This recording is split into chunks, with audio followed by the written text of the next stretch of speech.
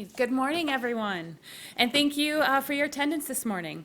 My name is Kim Eisenreich, and I'm the administrator of the Office of the Local Children's Board in the Department of Community Resources and Services. Our office works to create equitable services and opportunities to improve the lives of Howard County children, youth, and families through social and emotional learning, behavioral health support, advocacy for families, and community capacity building. As I introduce you to today's speakers and guests, I again want to thank Dr. Ball and his team for their extraordinary support of this initiative and for prioritizing long-lasting outcomes for students and their families and the communities in which they live. Our speakers today are County Executive Calvin Ball, Howard County Public School Superintendent Michael Martirano, Deep Run Elementary School Vice Principal Sophia Quirk, Oakland Mills Local Leadership Team Representative Alexis Adams, and Mazur Haq, a student in our Summer Scholars Program. So with that, we'd like to begin with Dr. Ball. Thank you. And thank you so very much, Kim, and our entire team at the Department of Community Resources and Services for your work. I'd also like to, in addition to welcoming you to Deep Run, just thank our vaccination team. Howard County is #1 in the state because of our dedicated workers who ensure that people are vaccinated and that we eliminate all of the barriers to vaccine, as well as work to address vaccine hesitancy. We actually even have a vaccination clinic going on right now, right here at Deep Run Elementary School. And that leads me to the point that we all know. This has been a challenging year for our educators, our children, our families. As our students and educators closed out the school year last week, we've renewed our efforts to ensure that every student in Howard County can reap the benefits of our amazing public school system. For the last 3 years, HoCo strives, which stands for Strategies to Reach an Inclusive Vision and Equitable Solutions, has brought together government, nonprofits, community partners, and families to steer investments in the very resources and services that the most vulnerable in our community need to be successful in school. This includes food access programs, access to mental health resources, and social and emotional learning programs. Strives is designed intentionally to establish a community-driven infrastructure that is adaptable and able to step in to support our young people no matter what their challenges. This past year, we called on Strives to set up its efforts for vulnerable children and families disproportionately affected by shutdowns and virtual learning. The need for Strives was even more evident this year when the number of food insecure families increased from 7% prior to the pandemic to more than 12% during this crisis. We met the emergency food needs of our families suddenly facing food insecurity, and we created HoCo Scholars to provide a safe space for 140 of our students to complete their virtual learning and increase those social interactions. Now is the time for Strives to step up and step in again to immediately begin addressing these gaps as we go into our summer. Prior to the pandemic in Howard County, 69% of our white children were prepared for kindergarten, compared to 44% of our black children and just 35% of our Hispanic children. We are using this moment to be proactive, and we know that in the upcoming year, the data will show these gaps that already existed were only exacerbated by the pandemic. In 2019 and 2020, we provided $400,000 annually to HoCo Strives and launched new initiatives to support our students, but we know there is more work to be done. And that's why we're here today, to discuss how we can help level the playing field for our students and families who have fallen behind. Today, we're announcing $750,000 in funding for our HoCo Strives initiatives. That's an 88% increase of our prior investment. With this funding, we are able to support 3 critical areas for our students: doubling our capacity for our Summer Scholars Program, establishing an after-school program here at Deep Run Elementary School, and launching a new local leadership team here in Elkridge to help identify student and community needs. Each of these programs are tools to support our students as they prepare for an upcoming year and return to our school buildings this fall. As educators are confronted with student learning gaps, Strives will be here to help. Our Summer Scholars Program works with rising middle school students to get them math and English ready and support students who have fallen behind by getting them back on graduation track. We began this program based on the work of the local leadership team in Oakland Mills, who identified this need within their community and helped design this program to provide opportunity for middle schoolers who required extra attention as they prepared for high school success. This summer, we will be growing Scholars by expanding it from 1 site at Oakland Mills Middle to 2 sites, now serving also our Harper's Choice and Wild Lake Middle School students.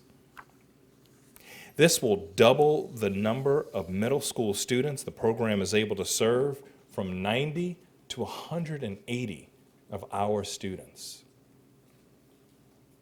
You'll see on the picture board beside me, based upon the data from the latest in-person cohort from Oakland Mills Middle, that 94% of rising 6th and 7th graders completed the program on track to take Algebra 1 in the 8th grade.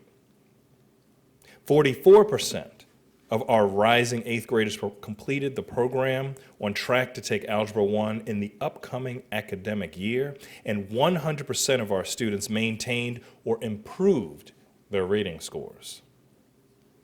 I'm confident that we will see the same success for our students at the new site as well this summer. HoCo Scholars, with this increased fiscal year funding, will also be able to establish the Back to School Project, which is an after-school program here at Deep Run Elementary for families living in the Deep Run Mobile Park and Sherwood Crossing Apartments. It will be in collaboration with the local Children's Board, the Office of Children and Families, and the Howard County Public School System.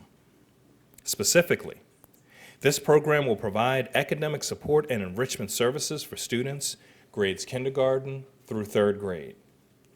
That will include a social and emotional learning component and enrichment activities beyond academics. The program will kick off at the end of the summer with a back-to-school night and will provide 400 of our K through 12 students with school supplies and support and a strong start for their school year. In addition to providing support for students, this program will also provide quality programming for their parents and families. This will involve helping them navigate school system and human services agencies, as well as facilitating connections for mental health resources.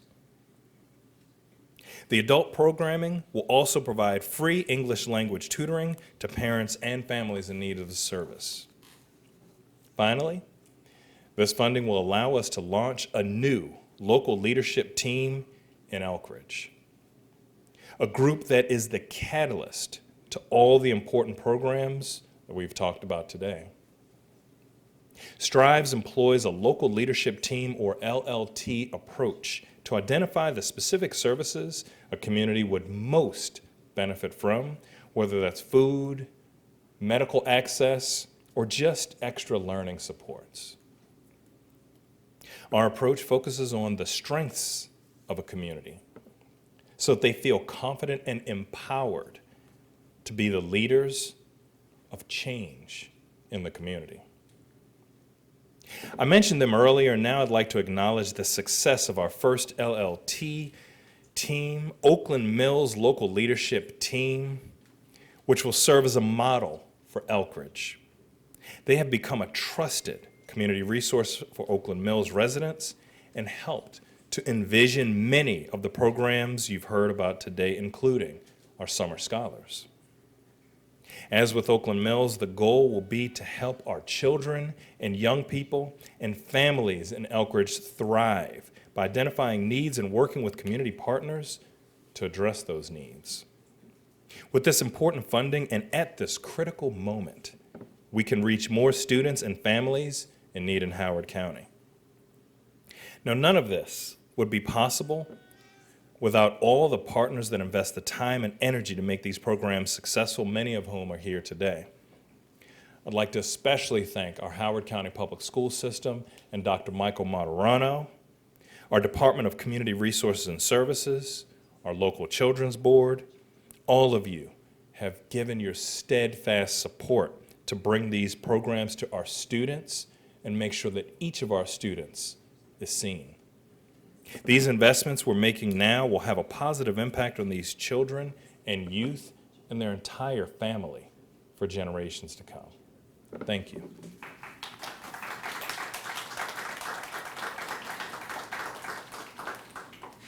Thanks so much, Dr. Bell. Mike Materano, do you want to come up? Thank you so much, Superintendent, for being here. Well, good morning, everybody. This is a historical event for me personally because I believe it's the first press conference where I have not had a mask on. And so when we think about the introductory comments of our county executive, I'm so proud to be a part of a community that has placed such emphasis on vaccinations. It wasn't too long ago that we had our graduations at Meriwether and able to move our young people forward. And that very important event in our community is the pinnacle of our community in the sense of our graduation rate. And when we think about more young people graduating, that's our goal as a community. And as we back map that and we unpack that, we think about all the necessary supports that our young people need. So I'm very honored to be here today, working in collaboration with our county executive, Dr. Ball, with Strives, because we need to acknowledge that this last 15 months has been extremely taxing on our families, our community, and most importantly, our children. I just want to emphasize a few points. When we think of Howard County, we think of our county's affluence, and that's a very positive thing. But we also need to lift up the individuals in our community who have great challenges. In our school system, 23% of our young people, close to 12,000 of our 60,000 students, qualify for free and reduced meals.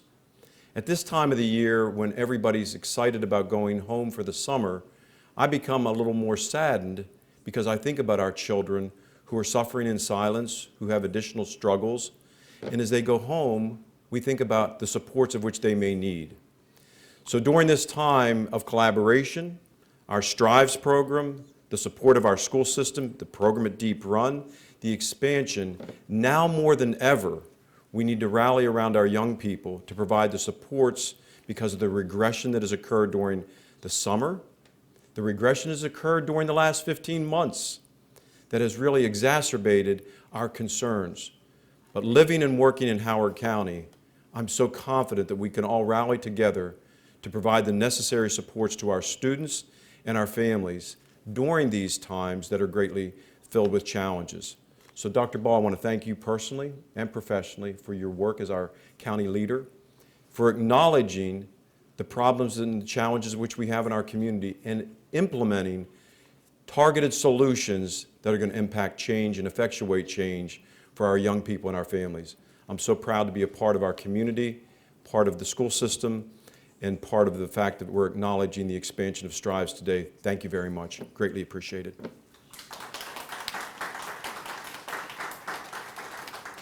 Thanks so much, Dr. Martirano. Now I'd like to invite the Deep Run Elementary School Vice Principal, Sophia Quirk.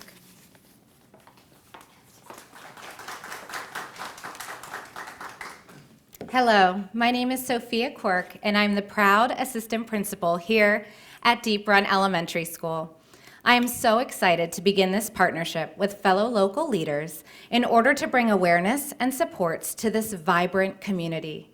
In collaboration with the Howard County government and the residents of the Deep Run Mobile Park, we are looking forward to continue the authentic conversation to hear more about the specific needs of the community. The many components of these efforts will address the diverse needs of the community, which include access to after-school childcare, providing necessities such as back-to-school learning materials, access to mental health supports, and establishing the local leadership team here in Elkridge to continue to determine next steps in our efforts. I'd like to thank Dr. Calvin Ball, Dr. Martirano, and Mr. Ben Barnwell with the local leadership team, the local children's board, for their continued support and advocacy. Thank you so much.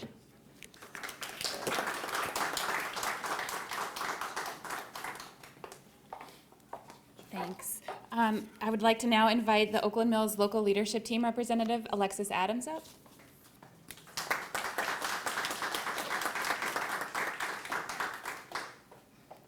Good morning, everyone. My name is Alexis Adams, and I am the co-chair of the Oakland Mills Local Leadership Team. The mission of the Oakland Mills Local Leadership Team is to mobilize the residents of Oakland Mills to build an equitable and cohesive community where children, youth, and families thrive. And thriving is a word that we really spent time digging into and trying to understand what does that really mean and what does that look like. What we found is that really the residents and the people of Oakland Mills are the ones who are going to be the ones who are going to determine the meaning of that word and how we actually actuate that within our community. And so we started by asking parents and families, what are the hopes and dreams that you have for your lives, and what are some of the obstacles that stand in the way and the barriers that prevent you from reaching those things? And so what we were tasked with was looking within our community to figure out what strengths do we currently have, what resources do we have, and how do we as citizens and residents come together and try to put together a plan to address the needs that have arisen out of this community survey, as well as things that have been expressed by so many people. And so within the past 3 years, we've been able to have a lot of impact within our community in terms of seeing a lot of progress with the programming that's happening within Oakland Mills, but also on an individual basis, folks who are involved with the leadership team, seeing their leadership grow, seeing more of our students step into leadership roles. And so some things that I would like to highlight today is that we have served families, particularly during this pandemic, with providing food pantries. And so we've seen so many amazing organizations within the county provide the same type of service.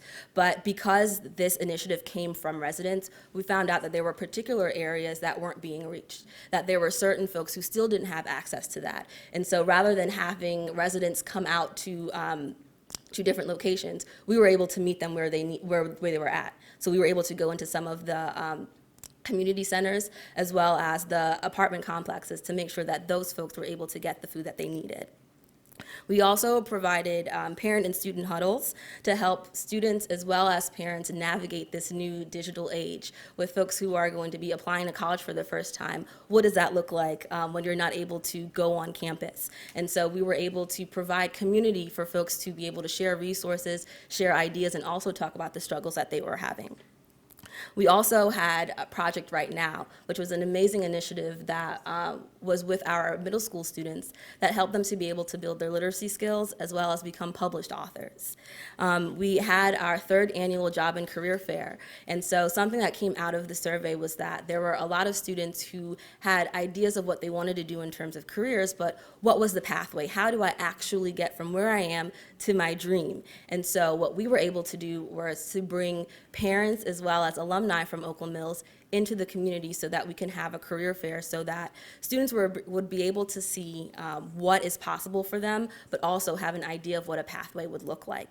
And even better is that we were able to have some local businesses in our community come and interview some of our students, and they were able to get jobs for the summer. And so that was also addressing the great need that was expressed that we need summer employment for our youth. And so what is really special about what's happening in Oakland Mills is that we are very fortunate to be in a county where there's so many great resources, but we think that the greatest resource of all is the residents within our community. And so what we're seeing is that people are being empowered and they're mobilizing themselves to get together in small communities to build relationships with each other to solve our own needs and our own problems. Thank you.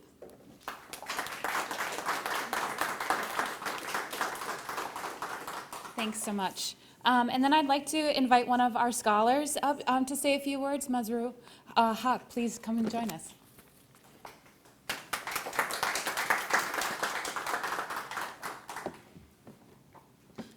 Hello, my name is Masroor Haq, and I'm 14 years old. I've lived in Howard County all my life. Before the schools closed and all extracurricular activities halted due to the COVID-19 pandemic, I was going to school every day, participating in countywide GT orchestra, lacrosse, fencing, and track. I was a straight-A student with a very busy life. Then all of a sudden, I had nothing to do, and virtual school started to appear more and more boring by the day. I was stuck at home with my mom and sister, and although I love them both very much, I was sick of them. And the worst part is I wasn't hesitant to tell them I was sick of them. My mental health took a turn for the worse. I started to feel more and more depressed and acted out with aggression towards my family. There was no end in sight as far as I could see. Then my mom enrolled me into the Howard County Scholars Program. After 11 months in isolation with no contact with same-age peers, I was around people. I had a break from my family, and they had a break from me, which was pretty good. The Howard County Scholars Program saved my life. I would like to mention some of the ways the program helped me. It brought the much-needed hope back into my life. I was excited to make new friends, and I looked forward to waking up and going to school every day. I had very supportive teachers, and the staff members were also very supportive as well. They helped me realize I wasn't alone. Just like me, there were other kids going through the challenges of puberty, isolation, and depression during this difficult time. The existence of this program was a testament of care shown on the part of the program developers towards kids in my situation. The enrichment classes and social and emotional learning lessons taught me how to tackle the obstacles that life was throwing at me. Through this program, I was able to make new and wonderful friendships. Had it not been for this program, I would have never had such a diverse group of peers. It would be a lie to say that this program completely reversed the negative toll that the pandemic took on my life. It didn't. But thanks to the Howard County Scholars, I'm well on my way to the path of recovery and normalcy. I'd like to thank my mom for recognizing the need for me to be in an in-person setting and enrolled me in this program. I'd like to thank my teacher at the program, Mrs. Byerly, the site coordinator, Mr. Adams, for helping me gain my confidence back and for putting up with me when I might have been an annoying presence. In the end, I would like to thank the developers and organizers of the Howard County Scholars Program, and I wanted them to know you made a difference in my life. I thank you from the bottom of my heart.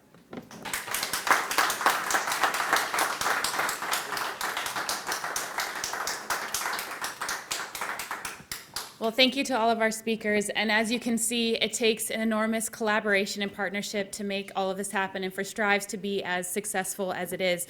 So a thank you isn't quite enough, but again, I'd like to say thank you to County Executive Ball for your increased investment in this strategy and for prioritizing the health and well-being of our children, youth, and families.